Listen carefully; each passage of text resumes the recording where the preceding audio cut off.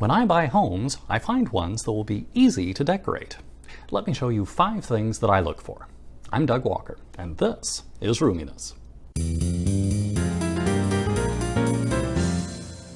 Roominess brings you straightforward steps to an inviting home.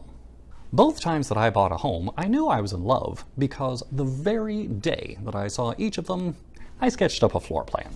I could see the potential of each home immediately. Of course, few people sketch up floor plans of houses. That's because few people are freaks. So what was it that fired my imagination, and how can you spot these kinds of properties? I've talked in lots of previous videos about creating a conversation circle for your seating areas. Now, the ideal room shape for creating a conversation circle is actually a square. And if that square seating area is actually at the end of pathways in your home, that the paths lead directly to it, creating a destination, then that's also ideal. The main living space in my current condo is about 16 by 16 square, and it has just one open end so that the eye and the mind both naturally come to rest there. Now, I was doubly lucky because the ceiling in the space is about 18 feet as well, so the proportions of the room are nearly cubical. If only the walls were padded. That means I could easily arrange the furniture in a conversation circle with one wide opening in the grouping. For a different example, my previous home had a family room with 4 separate entrances. But the furniture in the conversation area could be easily set up to push all the foot traffic in the room to the perimeter. So when you're looking at a living room in a potential new home, ask yourself, does it have room for both a conversation circle and foot traffic that doesn't cross through the conversation? Number 2, you need to know the telltale sign that a formal living room or dining room will never be used. Often, home builders locate formal rooms off of the front entry with only one entrance to the room. If you don't often use your front door, then you may not even see the room for days on end. The arrangement of spaces in the house makes it unlikely for you to use that room. My first home had this issue, but luckily the living room was adjacent to an office and I connected the two with French doors.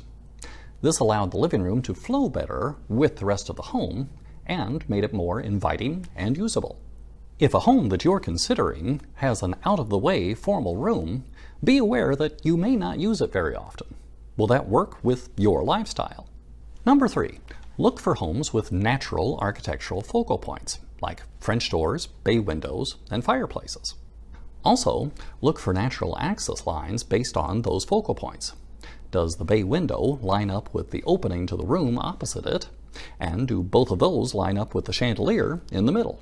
In general, more natural access lines make a home easier to decorate. If you're looking at a home that has components that aren't lined up, just consider whether that's going to be a situation you can easily overcome. Number 4, look for architectural interest. In traditional homes, that would be attractive and detailed floor and ceiling moldings, hardwood floors, window seats, and substantial banisters.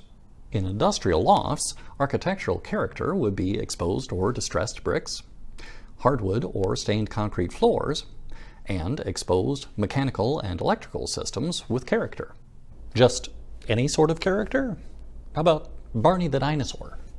In contemporary or modern homes, you would look for striking details like open stair treads, niches for art, and recessed or indirect lighting. Number 5, check whether the rooms are big enough for your furniture. In a recent video, I recommended having at least 3 feet of space all the way around your dining table. I absolutely check room dimensions for just this sort of thing. Make sure that you can fit your living room furniture in the living room without shoving it up against the walls. When I found my current condo, it was about 400 square feet less than I thought I would need. I literally got out a measuring tape and measured everything I owned and every storage shelf that I had to make sure that I was going to be able to fit. So, say your budget is for a small home or apartment. Should you buy small furniture or large furniture to make your small space feel larger? Actually, you can do either. I've got a video on that. It's right over here. You should watch. It's short. Thanks for watching.